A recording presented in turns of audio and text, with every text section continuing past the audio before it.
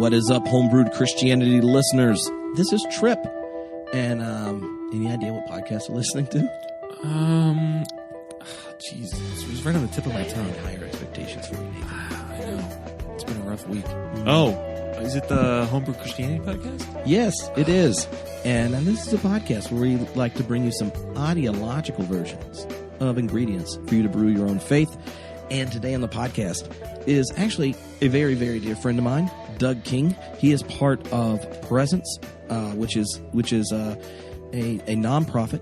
It's like a cross between like a think tank, a kind of ministry group, an advocate for integral theology, and he grew up in a very, very, very conservative expression of Christianity, and now he's gone through some spiral dynamicing, and today we're going to talk about spiral dynamics, integral theology, and then really what he sees across his work, across other religions, about the relationship of religion and spirituality and culture, and what identity looks like as you move through different stages today. So, on top of the fact that it's fun to talk to Doug, I'll just give you a heads up that Doug and the King family are just high quality people.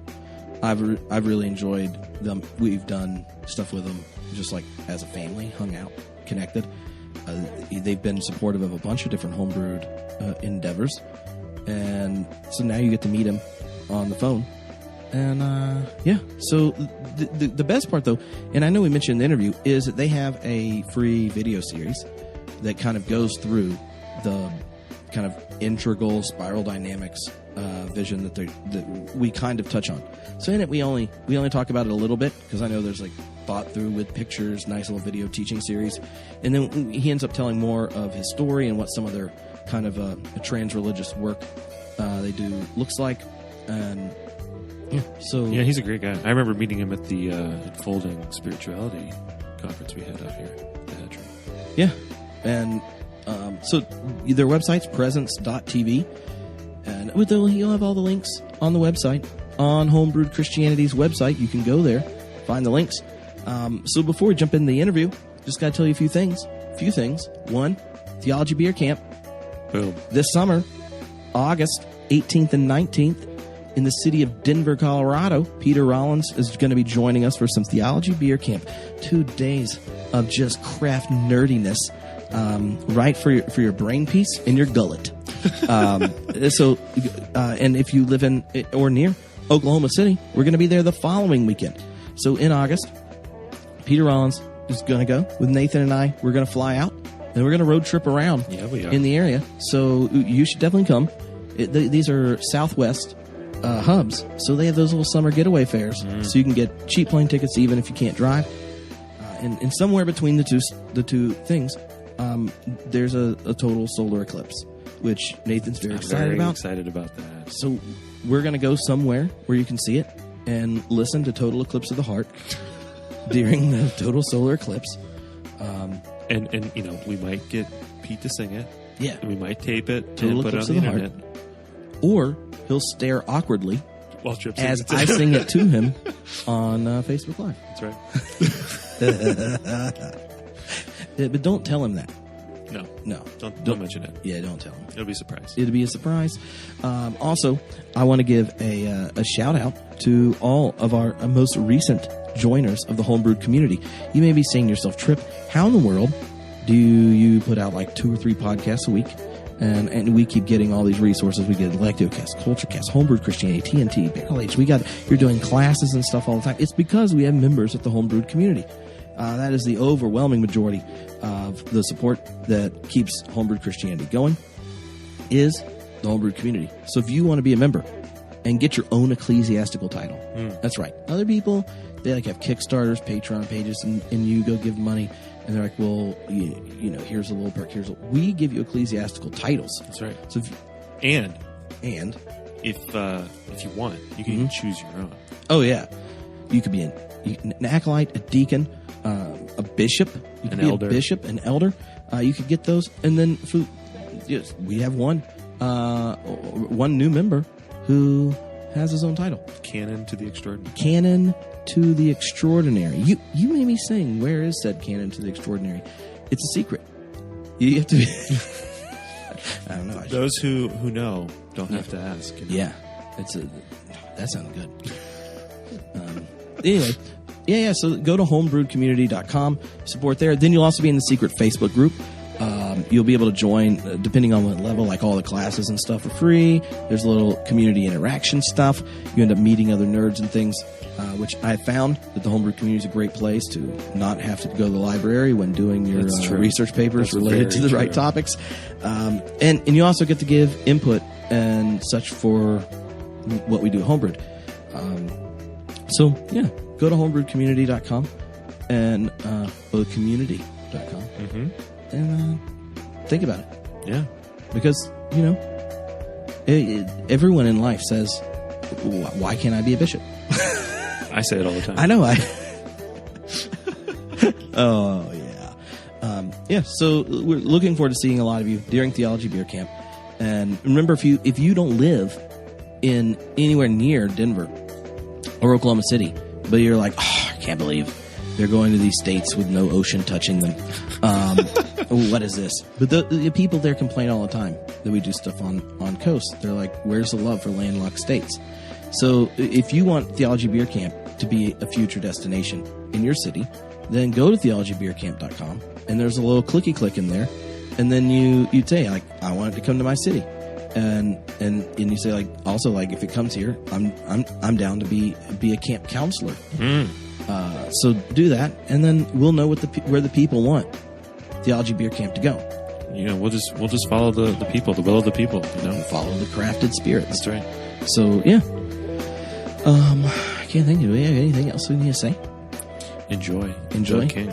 Yeah. When this comes out, I'll probably have another child, or near to having another child. Yes, very, very near. So, you know what? There's another reason to become a homebrew member.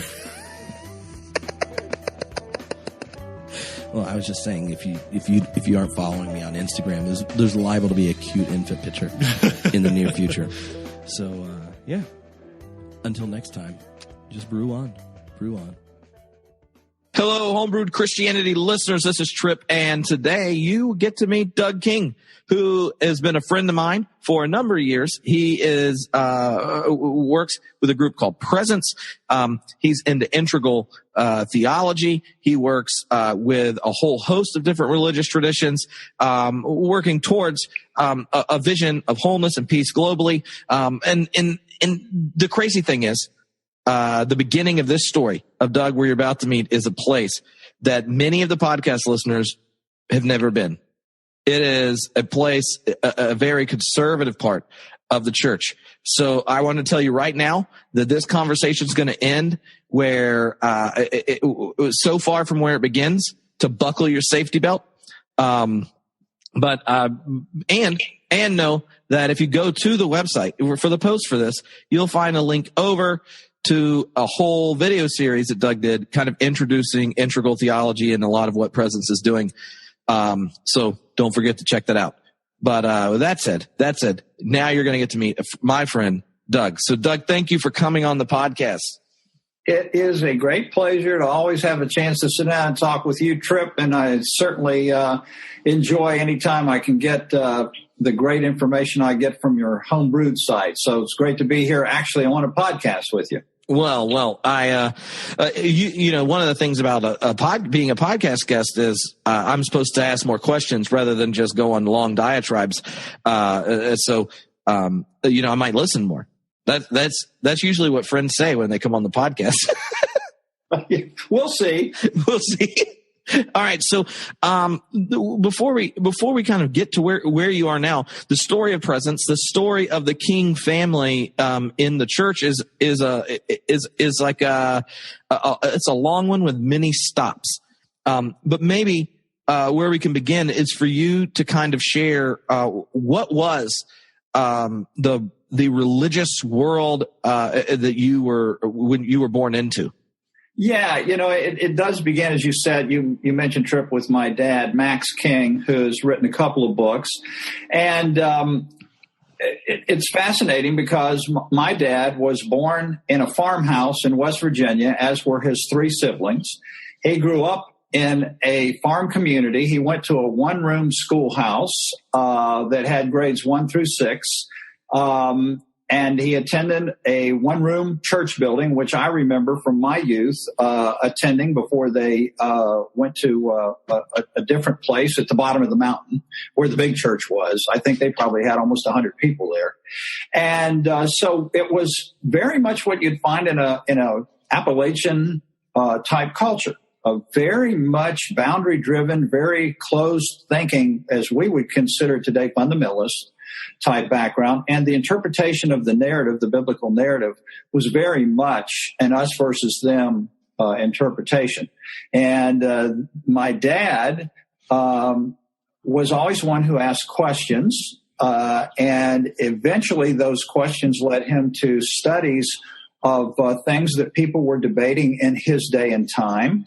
I would note for anybody listening to take a listen to your podcast with Jeffrey Pugh, because you guys give a great history of the millennial views and so forth that have been out there historically and how they arose. Well, my dad got in the middle of those, and he began to see what he felt like were a lot of holes in it. He began to be concerned with all the catastrophic interpretations of God, and he would walk the fields as a farm boy and wonder why God would want to bring such a beautiful nature to an end in such a way, and why God was against the neighbors who went to a different church on Sunday but who helped him build a barn on Monday. And so all of this created an atmosphere where my dad continued to study and question. And eventually I introduced him to theological books that I got in my undergrad and graduate work. And he began to consume those, even though his education consisted of a high school diploma from Magnolia High School in New Martinsville, West Virginia. He became a self-educated theologian, reading Bultmann and Schweitzer and Kuhlman and you name it. He was gobbling that stuff up. So that began our trek, if you will, in presence from that kind of a background. Well, and I think one of the things that a lot of people, even if they weren't born in a farmhouse, resonate with in that story is how you were given these accounts of faith in a tradition that energize us. They affirm us in some places, and then they leave us uneasy with answers. The very same tradition where we've encountered God. We build a farmhouse with them on Monday, but on Sunday we're like, I'm not too sure of them. And I think one of the things that a lot of your work does, and people will see it if they go through the video series, is recognize that sometimes the expressions we get in religious traditions succeed by getting us to ask questions that they don't have answers for. Absolutely. And of course, when you're talking about understanding your life and humanity itself as a developmental story, and that all of us are working developmentally, and Paul certainly would say at one time he was seeing things in what he termed as being a child, that all of understanding and consciousness is developmental, then an absolutely critical part of my development was that background that came. Because what also happened in those one-room farmhouses, as you've referred to in other podcasts, is that as a layperson, if you will, we valued the study of the narrative very highly, and we put lots of time in as just lay people into the study of that narrative, and we had great respect for it.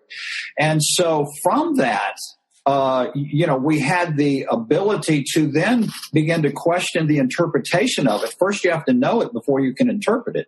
And then we began to question the interpretation, which that's hard to explain why someone like my dad was open, whereas most of the people to this day in our family were not open and continue along the same denominational path, if you will, which is their interpretation. And which is what seems to meet their life conditions. But it is, to your point, it was absolutely necessary part of what makes us us. Can you maybe share a bit about that particular part of the church and kind of what your dad's kind of eschatological vision and argument was, but also kind of like what it meant in that part of the church and in that conversation. Because I know for me, not having had an experience where the questions around like when the millennial reign happens, is there a rapture or not? Like what's 1,000 years? There are these something people in Revelation. Like if you never experienced those passages in a more traditional, literal type of way, then a lot of times I can't differentiate between any of the post a millennial something or another's. And I remember the first time when I met your dad, his explanation of what he was doing and what it meant in his context helped me even just understand what it would be like to existentially care about those conversations the way that certain parts of the church see them, if that makes sense. Like, I don't know if that. Yeah, absolutely. I think for our roots and where we came from, immediately the conversation was more about the intention of God. And so eschatology wasn't just for us. See, we began to have problems with doing what a lot of people would call newspaper exegesis, which is that you read that what event just happened in the world with an earthquake, a flood, a catastrophe, a political leader, and you immediately have a sign from the prophets, and this is exactly what Obadiah and Jonah and Daniel meant, and this is what they were referring to as what just happened over here in this country. We went beyond that, far beyond that. It really, the mega view or the overview, if you will, was simply one that rather than seeing that Jesus was coming at the end of the physiosphere or the biosphere, and that would result in the destruction of the physiosphere and the biosphere, and that there would then be some event that we had to interpret as a resurrection of the dead, whatever the heck that was going to be. And then there was going to be a judgment, and how does that work? Those were the big major questions, and just the fact that the question of why would, again, the intent of God that seems to be so different in all of the other teachings and writings, why would it come to an end that way, and why would the end be that way? And so Dad began to basically say, well, what if Schweitzer and Bultmann and others were right? What if, in fact, Jesus and Paul and all of the writers absolutely expected the end to come in that generation, but the question he raised was, what if it did? And that's really where things began to change, because then we were looking at a cosmology. We were looking at a Genesis 1:1 heavens and earth that was physio-biosphere, but there was a new heaven and a new earth that was going to come in what I guess Teilhard would call the noosphere realm. And that new heaven and earth was a way of seeing God, a way of relating to God, and therefore a way of relating to everybody else on the planet. And that meant that an age was coming to an end, and that the age coming to an end was a way of seeing, understanding, and relating to God, and that a new heaven and earth was coming, which was a different way, a new way of seeing, understanding, and relating to God. And so it was that bigger picture, not so much the minutia of pre, post, and amillennial. Well, I mean, would you say part of it is the argument around eschatology is in those that take the text so seriously that they end up drawing charts and connecting dots that look more like foreign policy plans than theology? That conversation he is kind of pointing out is problematic just because it misunderstands or what the context is for the new of the new. that the new creation, like it wasn't like Jesus raised from the dead and then the whole thing petered out and now we got to come up with why it didn't work. It's that we wanted the resurrection or the inbreaking of new creation to be an answer to the wrong question. And the question Jesus is answering is one about our spiritual and religious existence, our relationship to God, and what's possible is for us as human beings, as a community of people in creation. And that gets minimized and distracted when all of a sudden you're talking about how God's going to blow the world up or going to throw people into pits, and or how you connect the dots of different Bible passages to anticipate Russia, the bear, or whatever. Yeah, absolutely, Trip.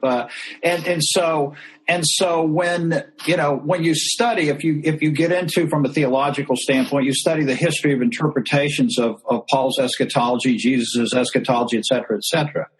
The question is, what is its context? To your point, what is its context? And one of the problems of those that have tried to collapse eschatology into simply the cross event, and there are many, crossing, for example, why would we need a second coming when the cross accomplished everything that needed to be accomplished? One of the things that in my dad's writings he addresses is the fact that Paul and others very clearly saw beyond the cross that there was yet a defeat of sin and death, 1 Corinthians 15, and that idea of sin and death is a way of seeing.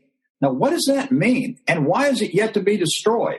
And why is there this resurrection of the dead yet to come if we already had the cross?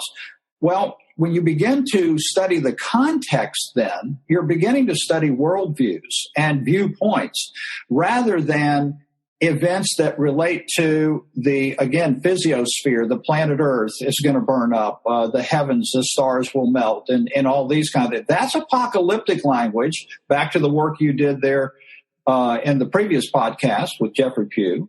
That apocalyptic language, rather, is saying that this is a God event, and it represents a cosmic change. And the cosmic change is happening within human consciousness, human understanding. It's happening within the heart. It's not happening in the external realm. The external realm was absolutely necessary. It was necessary to have a temple. It was necessary to have a priesthood. It was necessary to have sacrificial systems and so forth. But those were only steps toward the ability to understand something beyond that. And that was a cosmology that in our minds is even beyond religion itself. So now when you have that conversation, you really are making a leap from the farmhouse. Well, I mean, I think you leap past a few other things as well. Maybe you can tell me, like, when was it that this?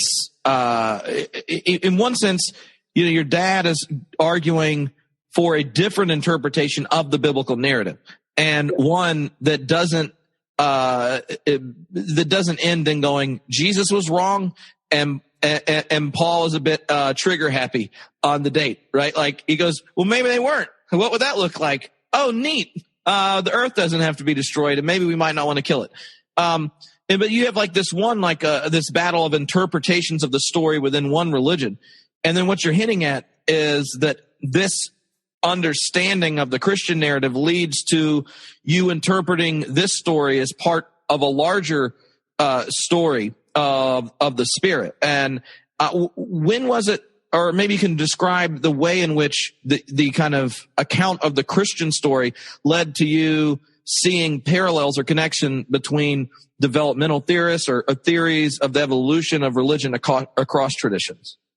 Yeah, and absolutely, that was what we would say is an integral part of it. There seemed to be in all sacred narratives, Trip, trajectories that are very similar. We obviously are not going to say they're all the same because that would show vast ignorance of the specificity of these narratives, and I don't have the knowledge to even go into great specificity about them. But I do know in talking with people in conversations about a Sankara or Buddha or the Taoism and many other sacred narratives, that there seems to be a trajectory that is common in the biblical narrative. And that is, you start out with a predicament. The predicament is there's some kind of bondage. And that bondage in the biblical narrative is a bondage is an understanding of sin and death, which really comes down to, I see God as other. And there's something that I need to do in order to correct that otherness, that separation situation. And I'm in bondage in such a way that I of myself, through self as source, cannot do that. And if it's an Eastern religion, it may be avidya, it may be ignorance. It's something that starts out that one is unconscious or in bondage to something. Then there is the place for eschatology, which another word for eschatology would simply be transformation. And in transformation, I'm dying to the thing that I was in bondage to, and at the same time, I'm rising to a place that will represent freedom, that will represent consciousness. In the new heaven and earth, there is no night there. That will be a symbol to say that the darkness is past. If I'm in transformation time, Paul will say the night is far spent, the day is at hand, meaning it hadn't quite finished and it hasn't quite come in its fullness. And so there's this transformation period that makes up Jesus, the cross, and the apostolic writings, and the first fruits of a new global age. And those first fruits were the followers of Jesus, known as body of Christ or ecclesia, and whose purpose was transformative. It was for that first century only. In our interpretation. And then you have the third phase in the biblical narrative, and as we see, relates to all other sacred narratives, and that is there's some kind of promised land. There's some kind of new heaven and earth. There's some kind of freedom from something. There's some kind of way that I now have reached nirvana. There's some kind of way that I'm at peace in my heart, not because my external circumstances don't have challenges, but rather because I have now entered into a new way of processing those challenges. And I process them through a different way of seeing God. And that is where my peace comes from, not from dependence on how those external circumstances work themselves. So it's a trajectory, if you will. And that's how we would interpret the biblical narrative, and then how we would enter into conversation with others of other sacred narratives.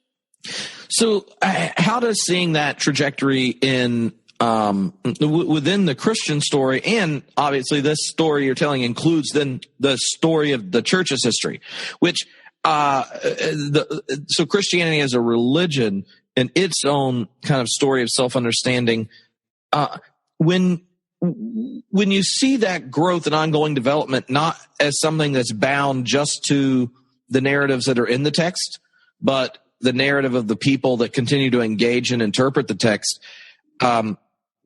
I think that recognition of that is one of the first places that some more conservative Christians get uncomfortable. That admitting that the history of the church is an ongoing history of the church self-understanding, growing, evolving, and changing. And so what, I don't know, like for me, that's it's obviously less threatening to certain parts of the church, but what does that mean then for or how does that lead you to then pick up scripture differently than when you weren't a conscious participant in the ongoing receiving and articulating of a tradition? Yeah, absolutely. And I really appreciate the chance to have this conversation with you because, first of all, Trip, this is a very difficult conversation to have. And for those in my family or those that are good friends of mine that are still very much involved in some form or fashion in Christianity, in the church, and I start talking about my what I believe to be my evolution. Again, others would say my devolution or my entrance into heresy and so forth. These are very difficult conversations. We are not as presents trying to convert anyone to anything. We're trying to rather contribute. And the contribution we're trying to make is to the question you just asked me. And that question is being asked by people who have found religion to be now unworkable, who have found even Christianity to be unworkable. And what we're saying is that perhaps the biblical narrative that God never intended Jesus to have an outcome of setting up a world religion called Christianity, that in fact God's intention was far bigger than that, and it was global in space. So for us, those of us in presence that are looking to establish an understanding of identity, my identity is now God-centered. I would say it is truly a theos identity, that God and Spirit of God is an identity that I would see. Christ, it becomes the transformation from an old man, an old self-centered identity to a God identity. So Christ plays a absolutely necessary transformative role in my understanding of my identity, but Christ is not a self-centered identity. Christ did not come to establish in our minds Christianity, which is to say a self-centered identity. Christ came to point away from the self, himself, to the Father, that I can do nothing of myself. The words that I speak are not my own, and all the other phrases that Jesus used to point to a God identity. When that happened for me, it reshaped all my understandings of what is community. It reshaped my understanding of the importance of conversations with people of other narratives. It reshaped the way I raised the kids, the conversations I have with my wife. In other words, it really changed everything. And so for us, we're thinking that spirituality is something that was God determined, that the biblical narrative is basically talking about how history was moving toward a determined telos.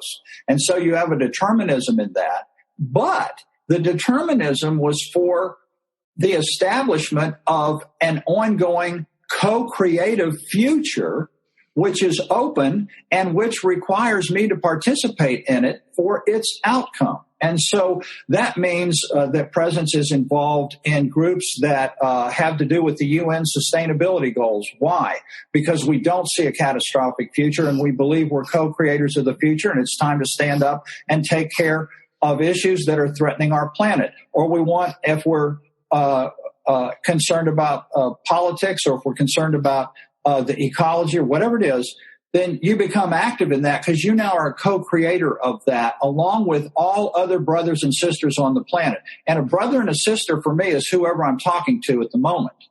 They may not be aware or conscious of the fact of what God has done, but by the same token, there are always going to be a lot of things that I myself am not aware of either.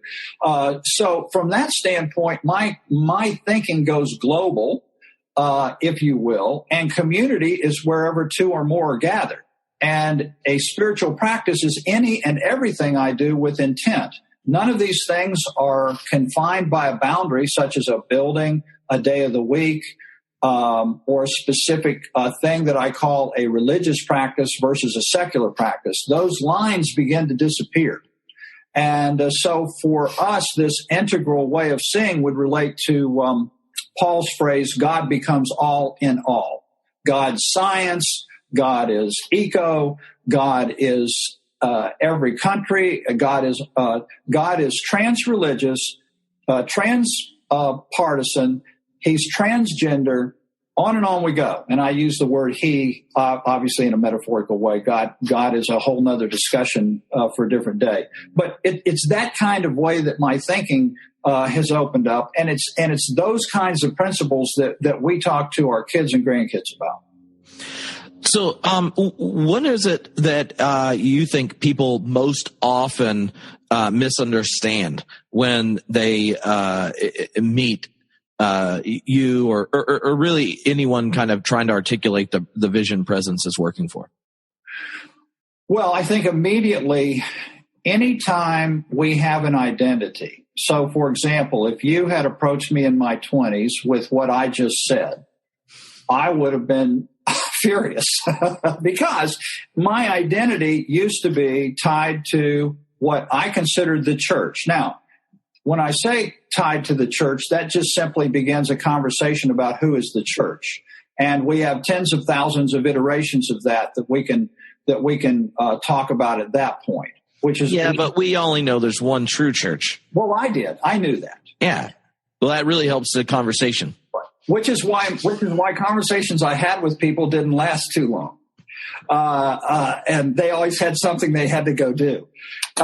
So in this case, I think it's that if you say from the present standpoint that Christ and the church were a transformative first fruit body that were bringing in a harvest, and the harvest came at the end, which happens in this first century when the temple goes away and all the things that are a symbol of the past age and the past way of seeing God, that when that comes to an end, that Jesus and the church have served its role or function, and that the ultimate outcome intended was simply for us to realize that we're all one global spiritual identity family, then what you've said is that my identity as and you can fill in the blank with any denomination, I've threatened that identity to those people, which okay, I understand where they're coming from. And that's why we're not trying to go to people that are finding the answers to their life in this denomination or that denomination or this Christianity is a religion. Where again, I want to make sure we understand, we're talking to people that have found those kinds of things unworkable. And so we're rather trying to contribute to people that are saying, I want meaning in my life. I want God in my life, but I just can't interpret my life in terms of a church or a religion. So do you think, or how would you kind of understand the process of getting to this kind of formless spirit, theocentric account of spirituality and things like outside of the narratives and resources that you had within the Christian tradition? Like it. Well, first of all, I don't call it a Christian tradition. I would call it a tradition that interpreted Jesus and the church as an ongoing Christian religion. And yes, that religion is where I got all of my resources. But it's just like saying, why am I no longer what I would consider to be a fundamentalist who was telling people that you either were baptized and immersed to be saved, or you were eternally lost? Well, all of those are interpretations. We're all making them. I mean, I don't care who's listening. I guarantee you, anybody listening to the podcast has had evolutionary changes in their interpretation. And this is just another iteration of an evolutionary interpretation.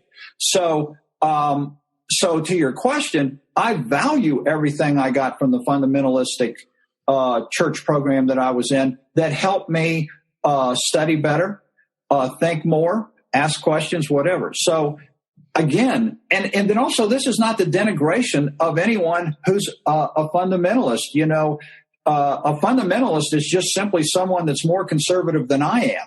And so name a denomination. Well, somebody's going to be a fundamentalist and somebody else will say, no, they're not. That's a liberal. And so again, it just depends on where you stand in that story. So this is just a developmental story. Well, I was just thinking of one of the challenges, and when you described that presence kind of focuses on people who have left the boundaries or confines of a kind of specific religious tradition behind. One of the conversations I've had with people, and most of them are post-Christian, is what you do, how you pass on that. Right, because kids are born at square one on the evolution, on the spiral, and it's hard to think like, how do we get to that? What you kind of describe as the more second tier types of spirituality, when we don't have that first tier community that got us up that spiral conveyor belt. Absolutely. And the first thing in the conversation, and I have a lot of people, we have a 6-acre property here in Atlanta, and we have leaders from all different backgrounds come in and have these conversations. And a lot of them are pastors that are at real challenging places in their lives where this conversation is very pertinent to what they and their family want to do in the future, which is not what they've been doing. And so the first thing that I think about personally is, what would it have been like in the first century to stand there with Jesus in front of the temple and challenge a system that was centuries and centuries old, that's always been that way. And you have all the rabbinical classes set up like the Saul went to, with Gamaliel and all the teachers, and you've got the education, and you've got the ways you learn the law, and you memorize the law, and you study the scripture. And all of a sudden, people are beginning to talk about things that are challenging the way it's always been. You become, in essence, I think those of us that are out there doing this kind of see ourselves as pilgrims, if you will. We've landed on a new shore. All there is a bunch of trees. There's no school building there to go to. There's probably not even a Walmart. It's probably that bad. But when you think about how does change happen, well, change never happens unless a small group of people say, we want to change the way we educate our children.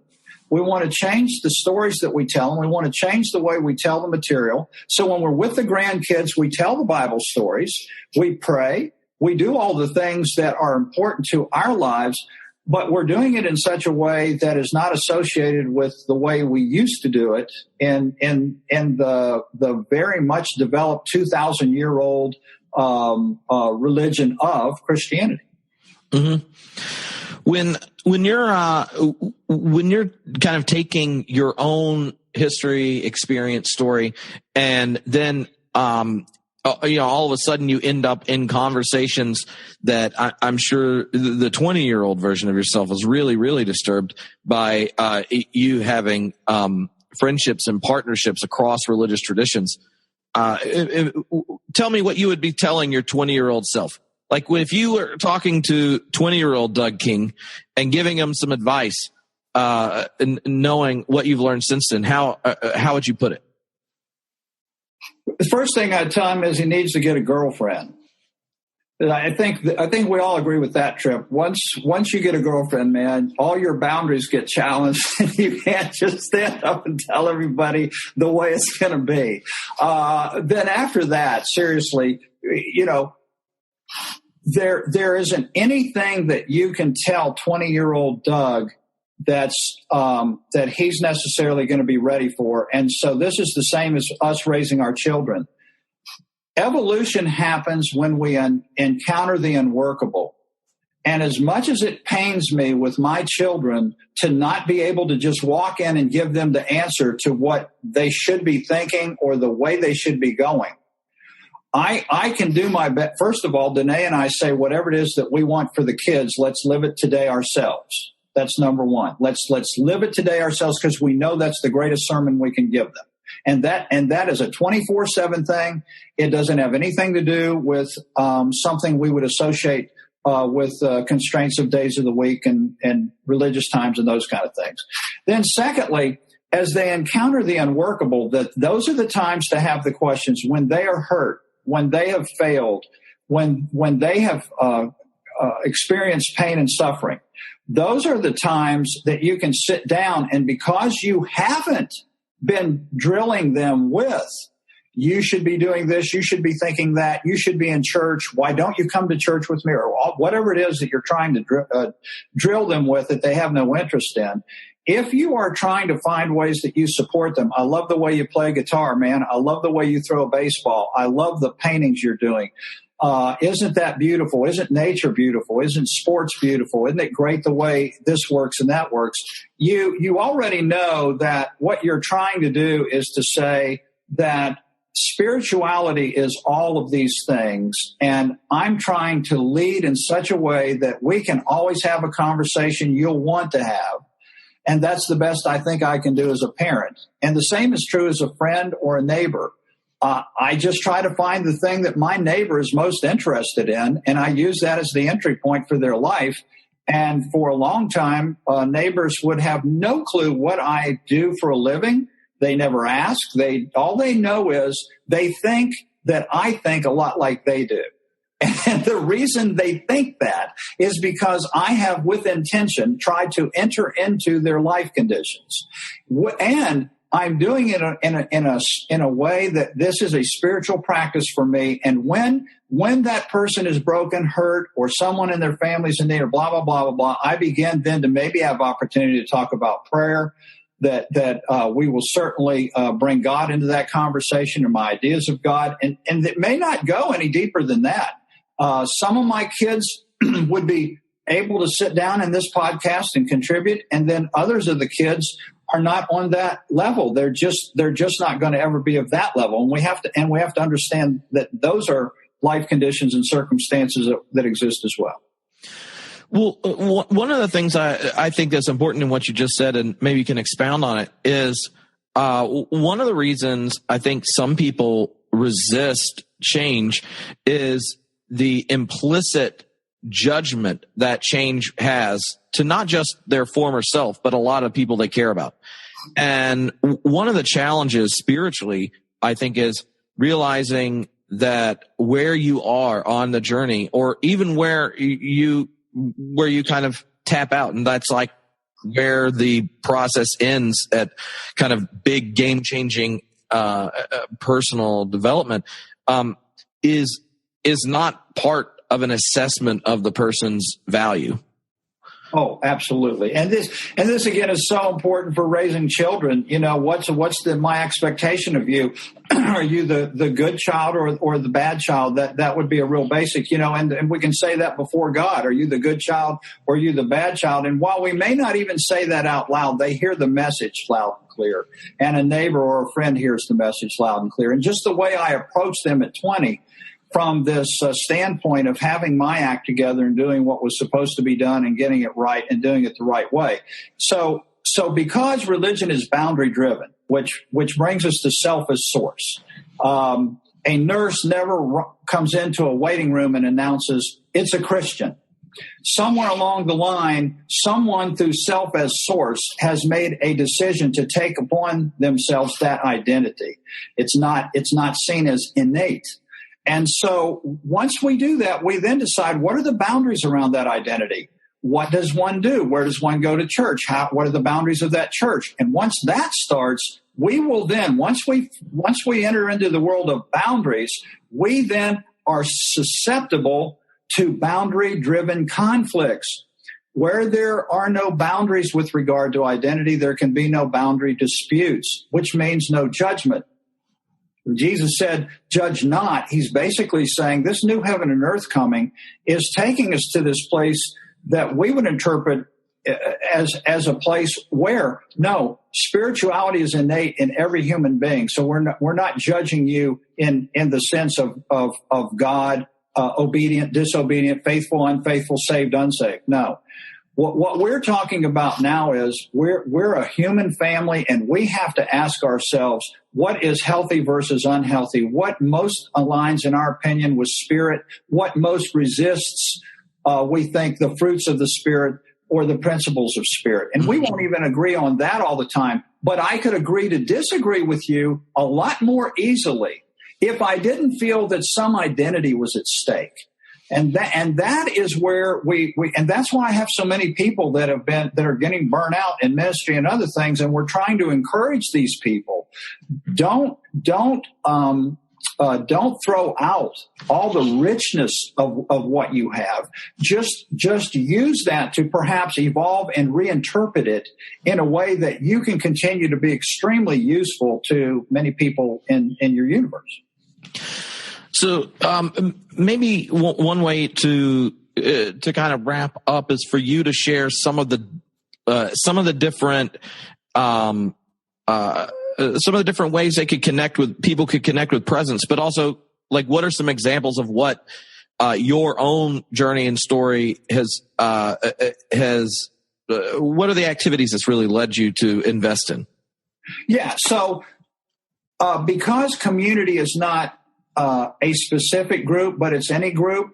I have a variety of communities in my life. Obviously, you've got your family, and we all know that that's a community. Then beyond that, these things that we study from the biblical narrative, we have a community of people here in Atlanta that like to sit down And we have studies here at our place where we're studying the biblical narrative from this perspective, not from the perspective of belonging to something that has an identity or that we're going to establish institutionally, but rather to talk about the biblical narrative from these perspectives. And we will talk with people online, and we will have people enter into any types of conferences or meetings that we have, or when we're traveling places to meet with them, because there's a lot of onesie-twosies out there that are feeling very isolated right now. If they're estranged from church, if they've been, in their minds, castigated in some way or disenfranchised in some way for whatever reason. Okay, so we have those kind of communities. Then, as I said, for me, I've had the opportunity to speak at the UN in a spirituality group using this global family of man approach, strategy, if you will, and then tied to sustainability goals that the Spirit that has brought all things into existence is not looking to take it all out.